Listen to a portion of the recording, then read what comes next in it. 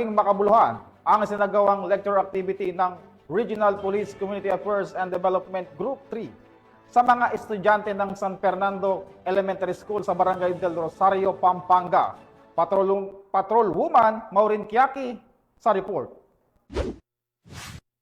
Muling umarangkada sa pagbabahagi ng kaalaman ang Regional Police Community Affairs and Development Unit 3 patungkol sa Anti-Bullying Act of 2013 para sa mga mag-aaral ng San Fernando Elementary School dito sa Barangay del Rosario, City of San Fernando, Pampanga. Matagumpay ang isinagawang lecture at pamimigay ng IEC materials ng mga tauhan ng Regional Police Community Affairs and Development Group sa Barangay del Rosario, San Fernando City, Pampanga. Natalakay sa naturang aktibidad ang patungkol sa masamang epekto ng bullying at ang mga parusang kaugnay ng paglabag sa Republic Act 10627 o mas kilala bilang Anti-Bullying Act of 2013 na pinungunahan ni Police Lieutenant Joey San Esteban, Community Affairs Section PCO, sa ilalim ng pamamahala ni Police Lieutenant Colonel Alex Memba Napolonio, Officer in Charge ng RP Cadu 3. Ang nasabing aktibidad ay sinuportahan ng mga guro sa pangunguna ni Ginang Marilen Calma, Principal 4 ng Paaralang San Fernando Elementary School.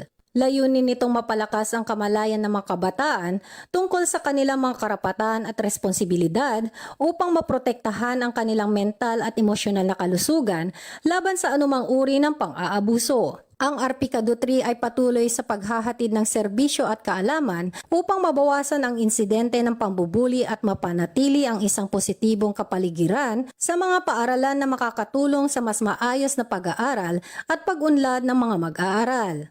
Mula dito sa San Fernando Elementary School, ako ang iyong PNN correspondent, Patrol Woman Maureen Quiaki, alagad ng batas, taga-taguyod ng Balitang Pulis.